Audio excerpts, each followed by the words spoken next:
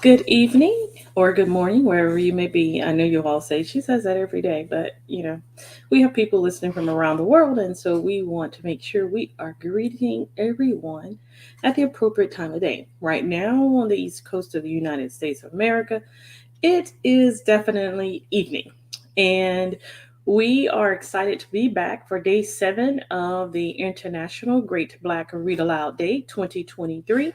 This is our third year of reading aloud and celebrating words written by Black people all around the world. And as we say here at Tig Brad, it is the place where we are giving voice to words written by Black people all around the world in all kinds of genres, helping to bring knowledge and awareness of all the varied types of literature that is written by Black people. And so it is our pleasure to be back. And we are here for day 7, which is our marriage day this year.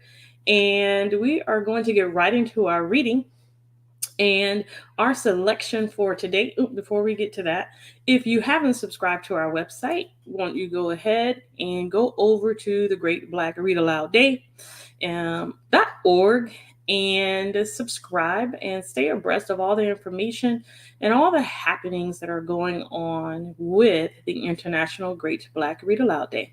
By the way, my name is LD Robinson and I am your host for this evening. Our selection today is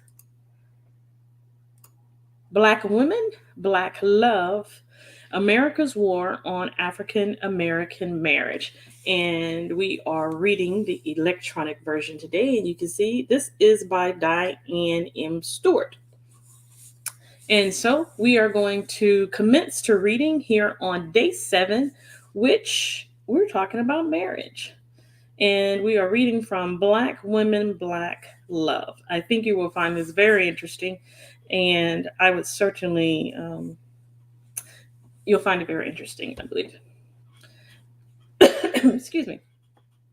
Marriage is a pervasive and compelling institution, a subject our culture cannot relinquish.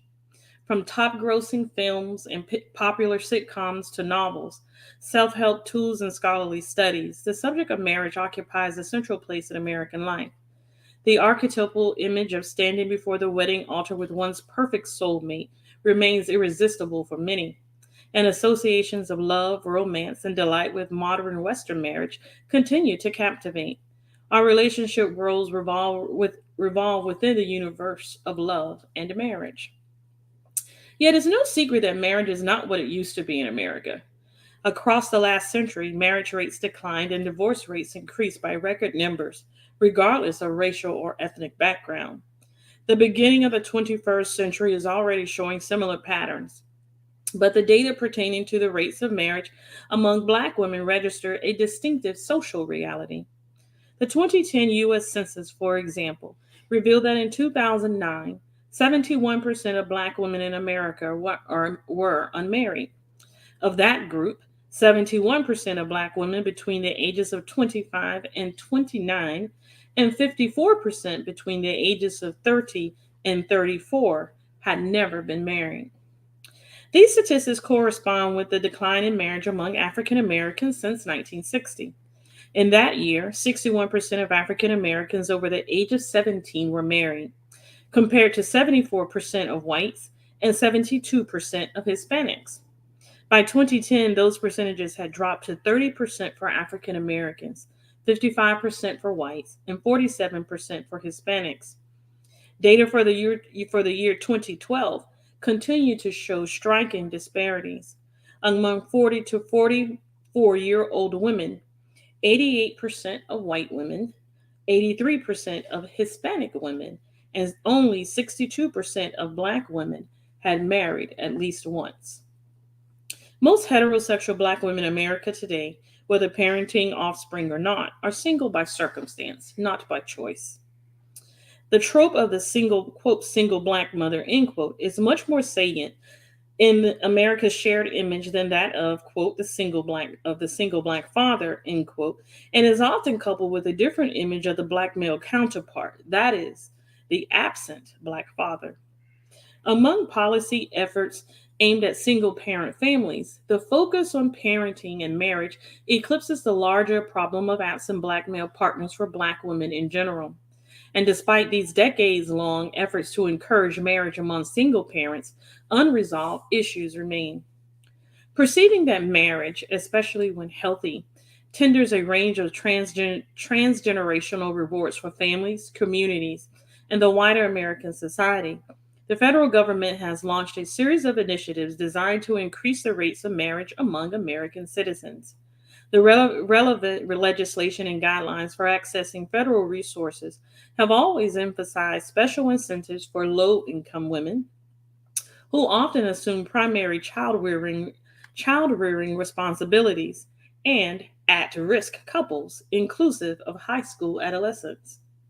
The African American Healthy Marriage Initiative, AAHMI, a branch of President George W. Bush's Healthy Marriage Initiative, HMI, targeted Black cohabiting couples and single parents specifically, and empowered varied organizations and entities to provide culturally competent healthy marriage programs.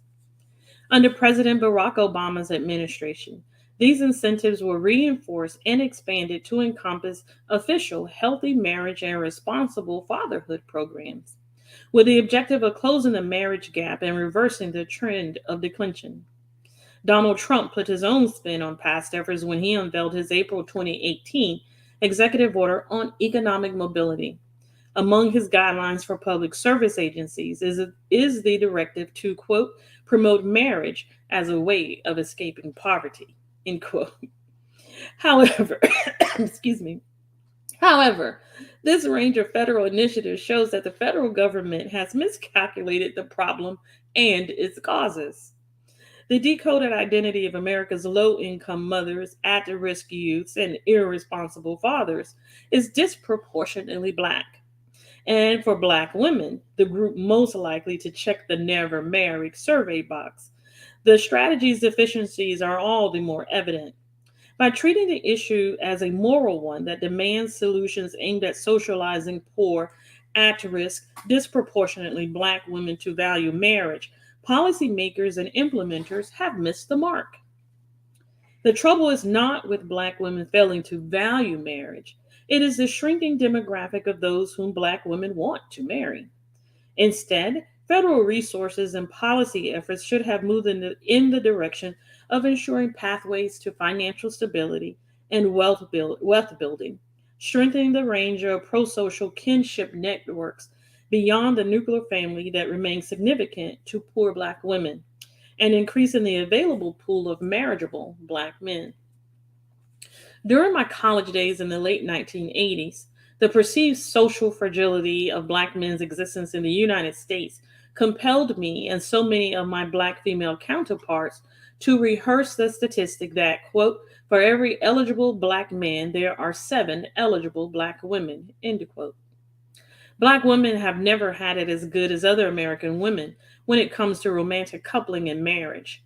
In a pivotal scene from the movie Sleepless in Seattle, a male news reporter reminds his female colleagues that, quote, it is easier to be killed by a terrorist after the age of 40 than it is to get married, end quote.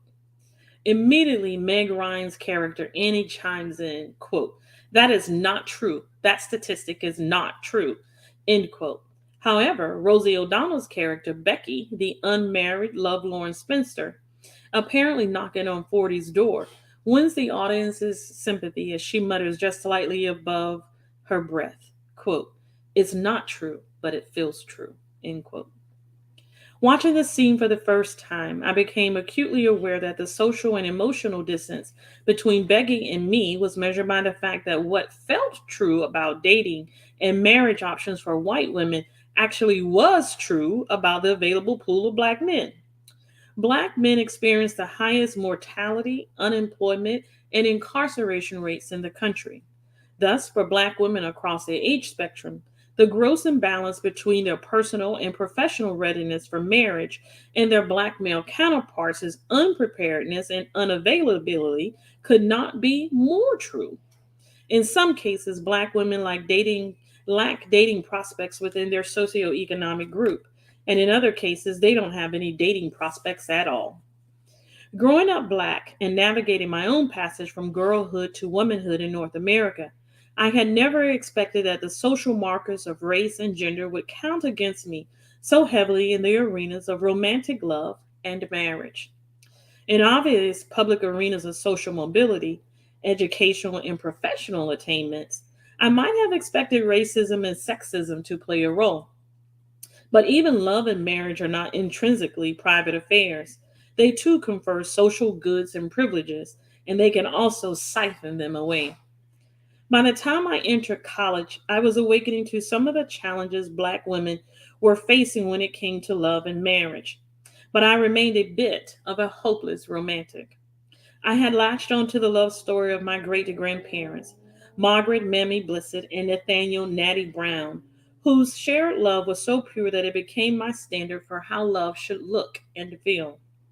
Their stories stayed with me from girlhood to young womanhood, issuing a strong dose of confidence that enduring love and marriage would never elude me, even if it had eluded so many Black women around me. Reality proved more difficult. I wedded my first husband 1 month before I began my doctoral studies in my mid 20s and received my divorce decree 1 month before I walked across the stage to accept my PhD degree just 4 years later. The archive of my 30s and early 40s stored additional marriage and divorce certificates, each document a story unto itself of shared hopes and disappointments. For much of my adult life, as far as I could see, no natty of my generation was anywhere to be found in these United States of America. My personal experiences with love and marriage typified another common condition Black women who do fall in love and marry Black men know all too well. I'm sorry, know all too well. Early or serial marital dissolution.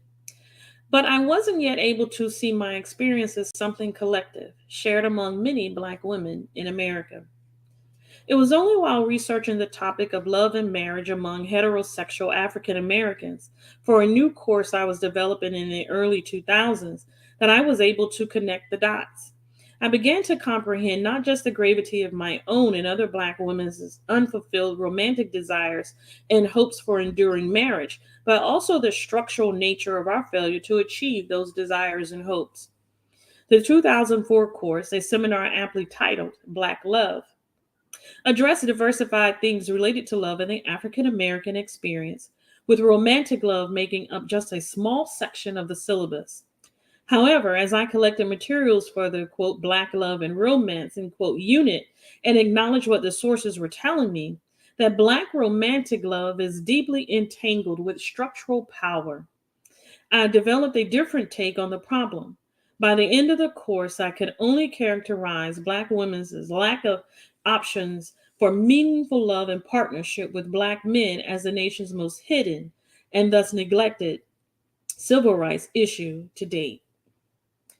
Inspired in part by Black students' intensified racial justice activism, both at Emory and nationwide, the 2015-2016 academic year, which seemed to beg for another iteration of my Black Love course, allowed me to explore fresh ways of framing and exposing America's most hitting civil rights issue in preparation for a fall 2016 new and improved Black Love lecture course.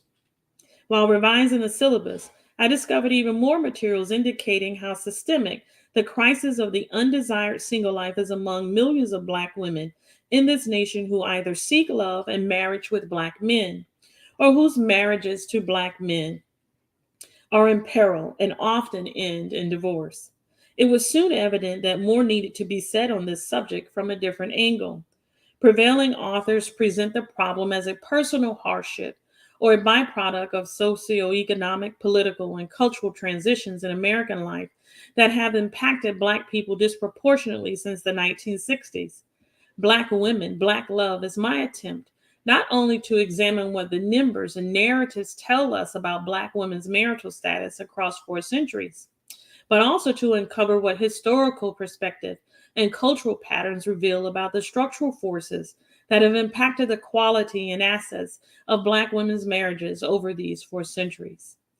The hidden causes of of racial and gender disparities in America's marriage market and their compromising effects upon millions of Black women's health and wellness have yet to be fully unveiled.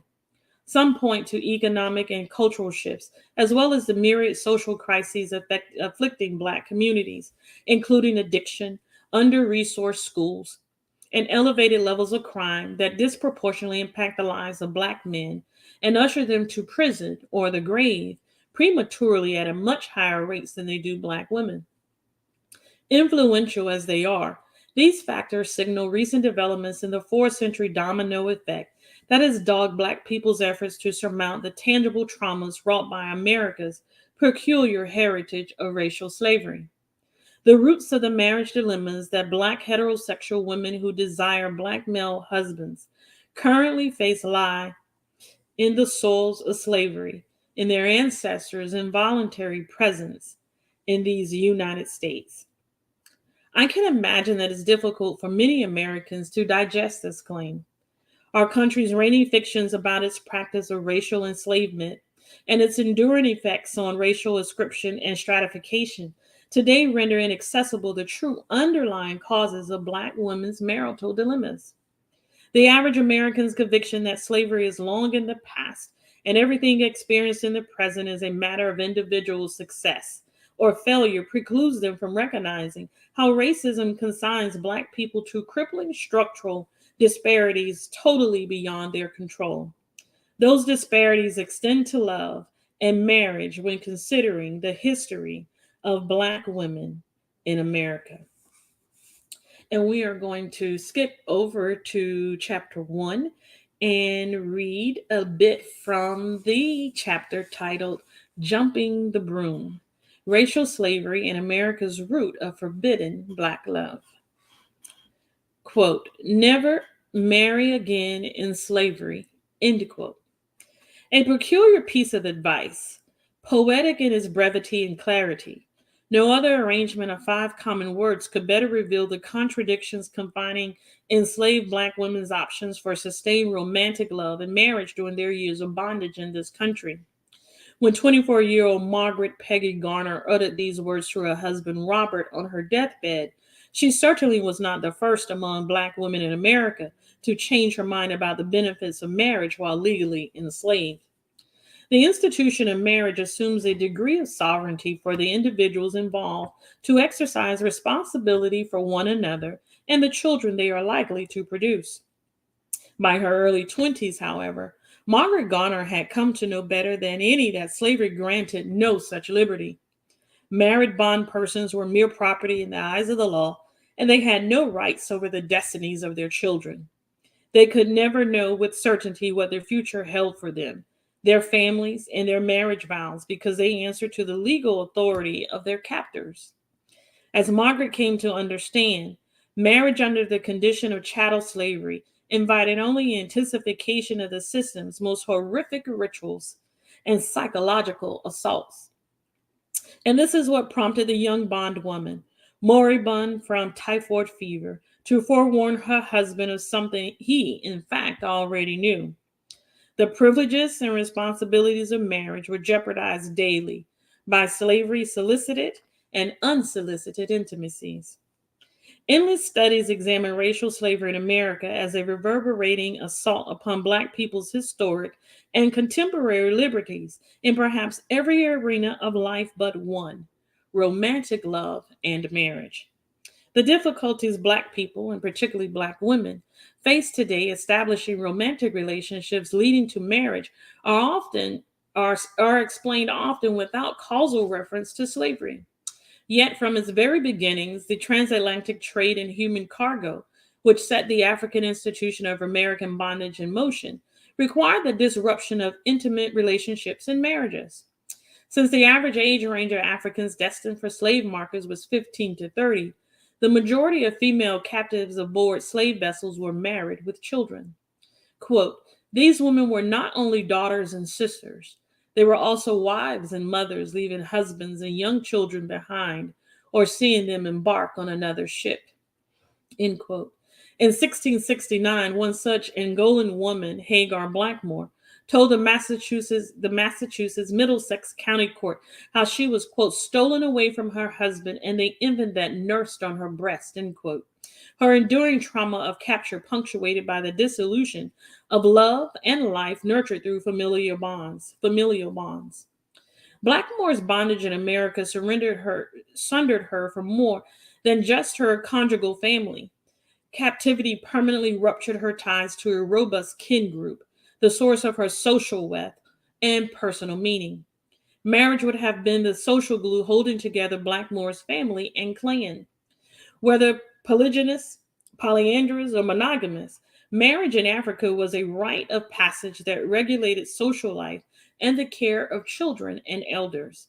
It prescribed rules for inheritance and was a structure through which one's lineage and clan proliferated. The geography of African marriage was vast during Blackmore's time, as it is today. However, owing to shared cultural orientations across diverse regions of the continent, we can safely assume that Blackmore had many mothers, fathers, and senior and junior siblings, but probably no cousins. She would not have entered into marriage because of romantic love and affection, though this is not to say that love and affection were necessarily absent in her conjugal relationship. Seminal as it was for the children it produced, the conjugal union was an aperture to a wider marital arrangement. Blackmore was indeed married to her husband's family members too. However, her entire identity did not melt into her husband's.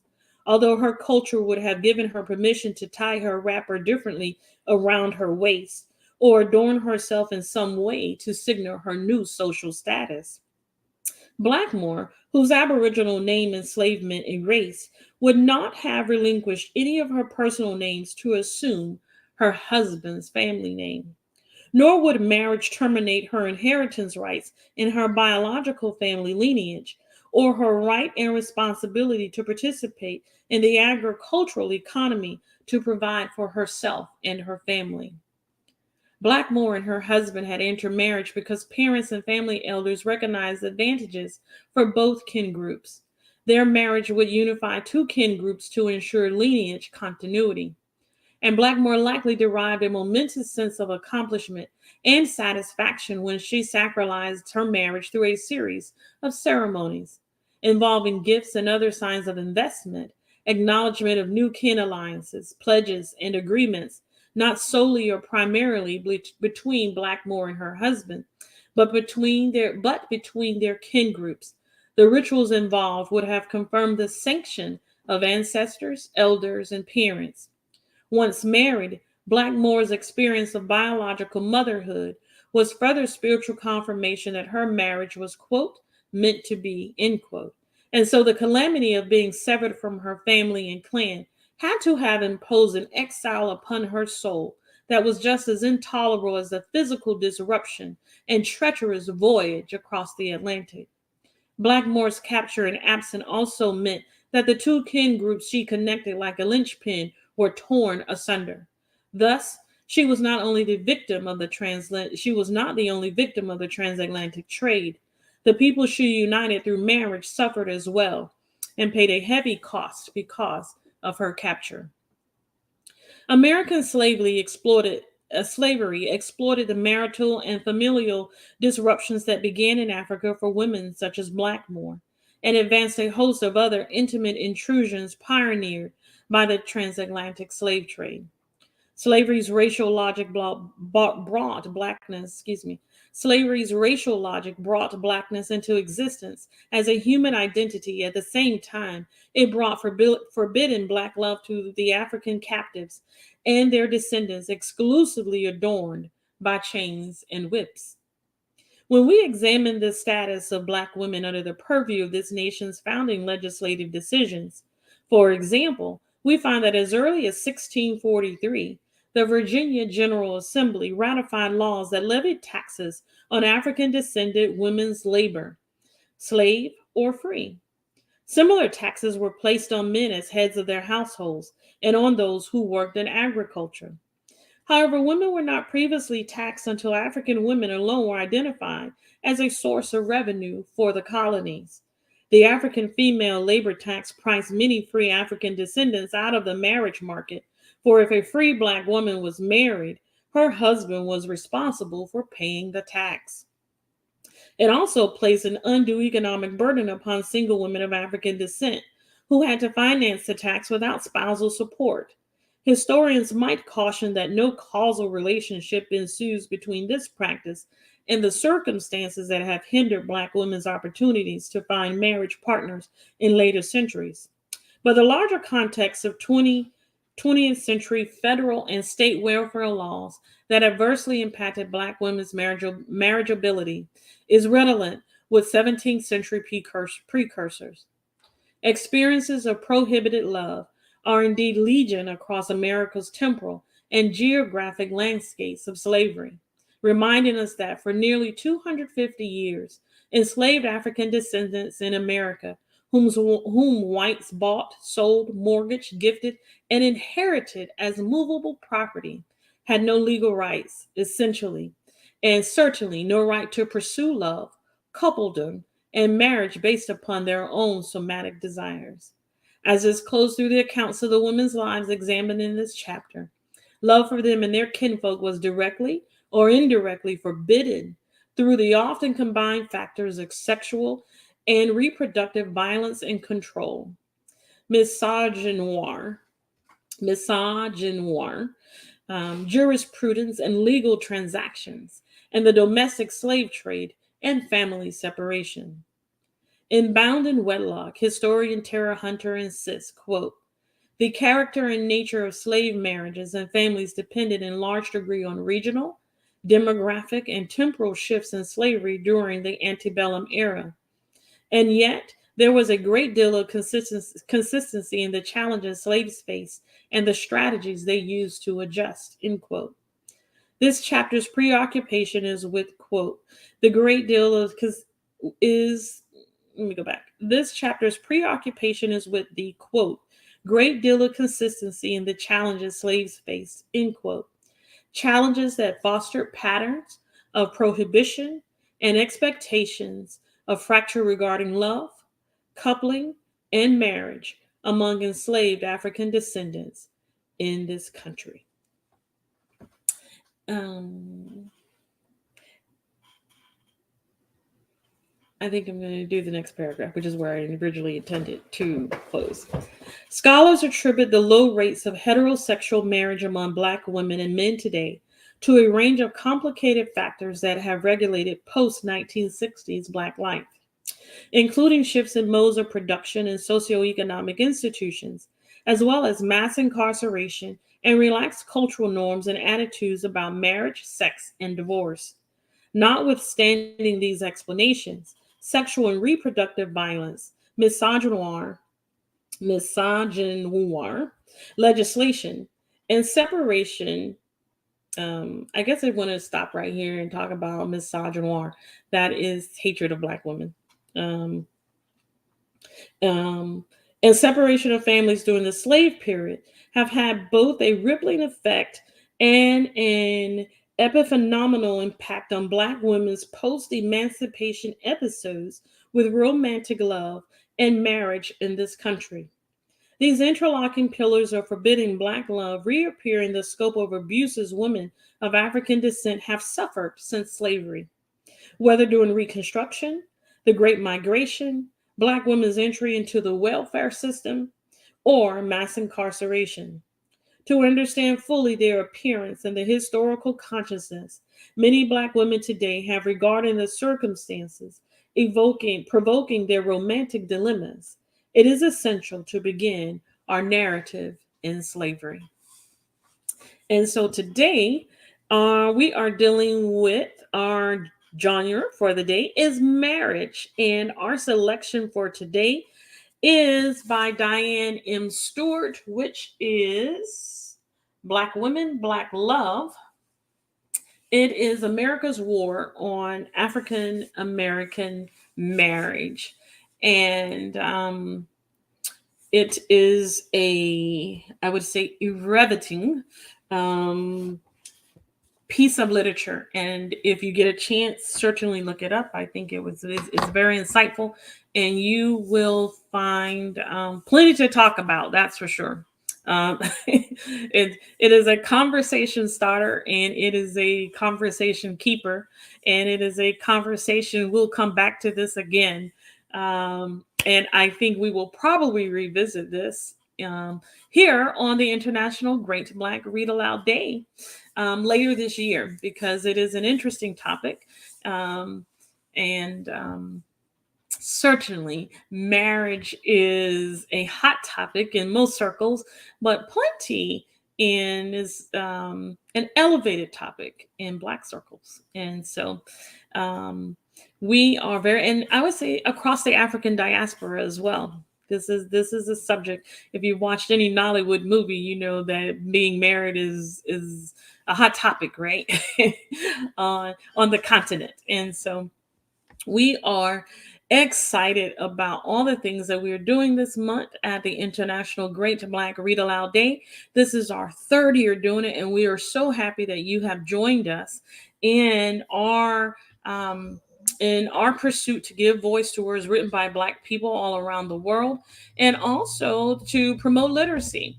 We partner with Fresh Book Festival, and whose slogan is literacy is a legacy.